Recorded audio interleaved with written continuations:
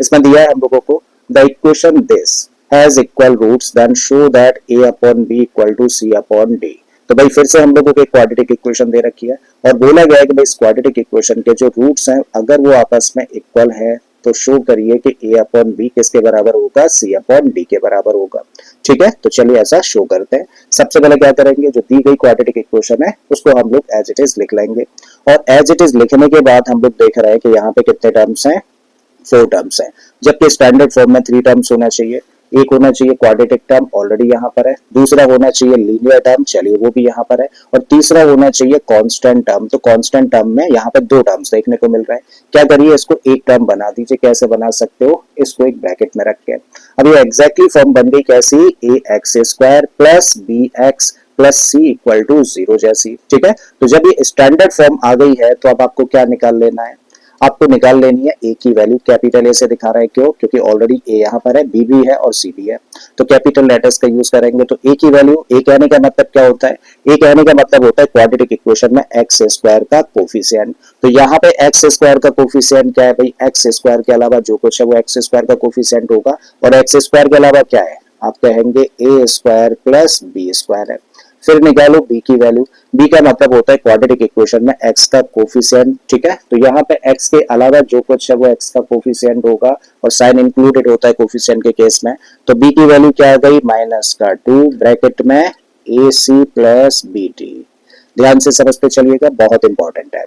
और c का मतलब होता है कांस्टेंट टर्म। तो कांस्टेंट टर्म यहाँ पर क्या है, कांस्टेंट टर्म है c square plus d square. तो अब हम लोगों के पास में a की वैल्यू है, b की वैल्यू है और c की भी वैल्यू है।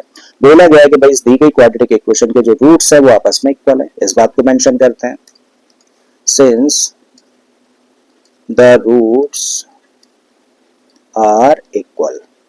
और इक्वल रूट्स की कंडीशन क्या होती है भाई, इक्वल रूट्स की कंडीशन होती है कि बी स्क्वायर तब ऐसे में किसके बराबर होता है, 4ac के बराबर होता है। ठीक है, बी हम लोगों के सामने है, ए हम लोगों के सामने है और सी हम लोगों के सामने है। तो ए बी और सी की वैल्यूज यहाँ से यहाँ पर पुट कर देते हैं।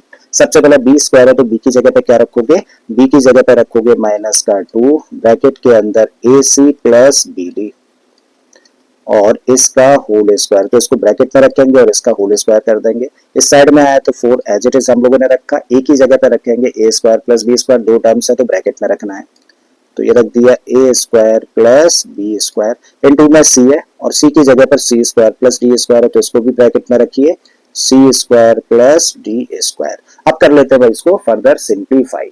तो यहाँ पे हम लोग आए तो भाई एक नेगेटिव नंबर है और नेगेटिव नंबर का स्क्वायर करोगे तो पॉजिटिव आएगा, मतलब इस माइनस की टेंशन हो गई खत्म। ठीक है, अब यहाँ पे नंबर क्या है, 2 है, तो जब 2 का स्क्वायर करेंगे तो यहाँ से मिलेगा हम लोगों को 4, फिर एक ब्रैकेट है और ब्रैकेट का स्क्वायर करेंगे तो भाई इसको ऐसे भी लिख सकते हैं ए सी प्लस बी डी और इसका होल स्क्वायर इक्वल के इधर आ जाए तो 4 एज इट इज हम लोगों ने रख दिया और यहाँ पे इन 2 एक्सप्रेशंस का कर लेते हैं मल्टीप्लाई। तो 4 हम लोगों ने एज इट इज रखा और जब ए स्क्वायर को हम लोग मल्टीप्लाई करें इस ब्रैकेट के साथ में तो सबसे पहले सी स्क्वायर के साथ ए स्क्वायर का मल्टीप्लाई कर देते हैं।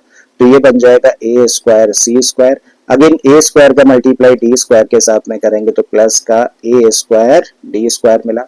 अब बारी है किसकी, बी स्क्वायर की। तो बी स्क्वायर का मल्टीप्लाई करो सी स्क्वायर के साथ में तो यहाँ से मिलेगा बी स्क्वायर सी स्क्वायर और बी स्क्वायर का मल्टीप्लाई जब डी स्क्वायर के साथ में करेंगे तो फिर लिख सकते हैं बी स्क्वायर और डी स्क्वायर। ठीक है, अब इक्वल के इधर उधर हम लोग देखें तो 4 इधर भी एज अ फैक्टर है, इधर भी एक 4 एज अ फैक्टर है। ठीक है, तो ये 4 इस 4 से कैंसिल हो गया। अब यहाँ पे जो फॉर्म बन रही है वो बन रही है a प्लस बी का होल स्क्वायर जैसी, और a प्लस बी का होल स्क्वायर क्या होता है, a square plus B square plus 2ab। Expand कर देते हैं भाई, a स्क्वायर कहने का मतलब ac का स्क्वायर और ac का स्क्वायर क्या होगा, a स्क्वायर c स्क्वायर होगा, प्लस b स्क्वायर कहने का मतलब bd का स्क्वायर और bd का स्क्वायर क्या होगा, b स्क्वायर d स्क्वायर होगा, प्लस 2ab होना चाहिए। जरा इधर समझ लो तो 2 a की जगह पर क्या है, a की जगह पर है ac और b की जगह पर क्या है, b की जगह पर है bd। तो इसी चीज को हम लोग क्या लिख सकते हैं, देखो सबको मल्टीप्लाई कर दो तो इसको लिख सकते हैं 2abcd। आई थिंक कोई डाउट नहीं भाई, रख दीजिए इसके प्लेस पे। तो आपने रख दिया 2abcd। ठीक है, तो एक्सपेंड कर दिया हम लोगों ने। अब इस साइड में आ जाओ, इसको एज इट इज लिख दो। सबसे पहले क्या दिख रहा है, a square c square as it is, फिर उसके बाद में ए स्क्वायर डी स्क्वायर है तो ए स्क्वायर डी स्क्वायर, फिर बी स्क्वायर सी स्क्वायर है प्लस में बी स्क्वायर डी स्क्वायर है। अब चेक करो क्या कोई ऐसा नंबर है जो दोनों साइड्स में सेम है, अगर है तो भाई कैंसिल हो जाएगा अगर सेम साइन का होगा तो। यहाँ देखें तो ए स्क्वायर सी स्क्वायर इक्वल के इस साइड में भी है और इक्वल के इस साइड में देखें तो ए स्क्वायर सी स्क्वायर यहाँ भी है, तो मतलब ए स्क्वायर सी स्क्वायर से ए स्क्वायर सी स्क्वायर कैंसिल हो गया। यहाँ पर देखें तो बी स्क्वायर डी स्क्वायर है और बी स्क्वायर डी स्क्वायर इधर देखो तो यहाँ भी देखने को मिल रहा है, तो बी स्क्वायर डी स्क्वायर से ये B square D square cancel हो गया। तो फाइनली क्या मिल रहा है, फाइनली मिल रहा है 2abcd and this equal to इस साइड में क्या, इस साइड में है a square D square plus B square c square. I think चीजें यहाँ तक समझ आ रही हैं सारी की सारी, कोई डाउट नहीं है। अगर डाउट नहीं है तो अब जरा ध्यान से समझिएगा चीजों को, क्योंकि अब थोड़ा सा डाउट हो सकता है। भाई अभी हम लोग क्या कर रहे हैं, ये वाला जो टर्म है ना इसको हम लोग इधर लेकर जा रहे हैं, ठीक है। तो इस साइड में दो टर्म्स है एज इट इज रख देते हैं और जब इसको इधर ट्रांसपोज करेंगे तो इधर क्या बचेगा, कुछ नहीं का मतलब हुआ जीरो। ये वाला टर्म एज इट इज रखिए, तो आपने रख दिया इसको ए स्क्वायर डी स्क्वायर, फिर उसके बाद ये वाला टर्म लिख देते हैं तो ये है बी स्क्वायर सी स्क्वायर और इसको ट्रांसपोज करके लेके आया तो माइनस का 2abcd लिख दिया इसको, ठीक है। अब थोड़ा सा काम करते हैं, इधर तो जीरो है एज इट इज हम लोगों ने रखा, इसको चाहे तो हम लोग क्या लिख सकते हैं भाई, इसको लिख सकते हैं हम लोग ए बी का होल स्क्वायर, ठीक है। कोई फर्क नहीं पड़ा, सिर्फ फॉर्म चेंज करिए हम लोगों ने, और इस टर्म की जगह पे हम लोग लिख सकते हैं बी सी का होल स्क्वायर। और यहाँ पर थोड़ा सा काम कर रहे हैं, इसको ध्यान से समझना। देखो यहाँ पर एडी है और यहाँ पर बीसी है, ठीक है। तो इसी चीज को हम लोग चाहे तो ऐसे लिख सकते हैं, 2 एज इट इज हम लोगों ने रखा और एबीसीडी की जगह पे अगर हम लोग इसको एडी इनटू बीसी रख दें तो अब भी क्या है, ये एबीसीडी है, मल्टीप्लाई करेंगे तो, ठीक है।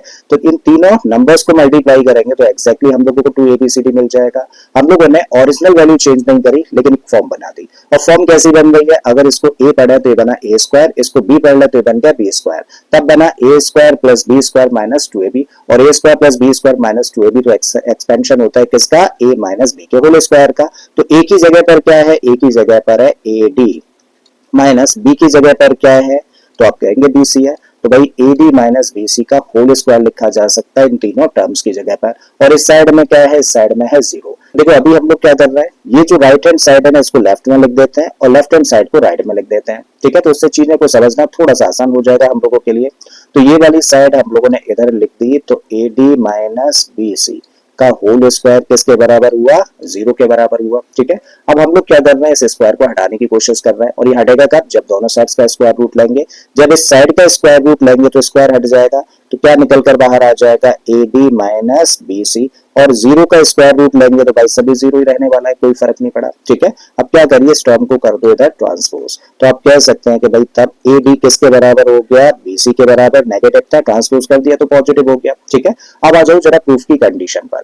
जब प्रूफ की कंडीशन को हम लोग देखें तो भाई यहाँ पे क्या है, a के नीचे b है और c के नीचे d है, तो आप क्या करो, a को तो इधर ही रोको, d को हटाओ, d को ट्रांसपोज कर दो, तो d क्योंकि a के साथ मल्टीप्लाई कर रहा है तो ट्रांसपोज करेंगे तो भाई सब डिवीजन में जाएगा।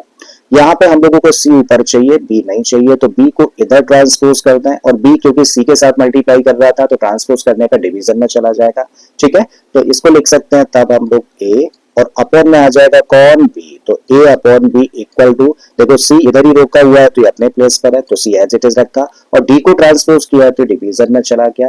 तो भाई यही चीज देखो हम लोगों को प्रूव करने के लिए बोला था कि AB is equal to what, CD, यही है यहाँ पर भी, ठीक है। तो हम लोगों ने शो कर दिया कि अगर इस क्वाड्रेटिक इक्वेशन के रूट्स आपस में इक्वल हैं तो फिर A अपॉन B किसके इक्वल होगा, C अपॉन D के इक्वल होगा, ठीक है। आई थिंक समझ आ गया है।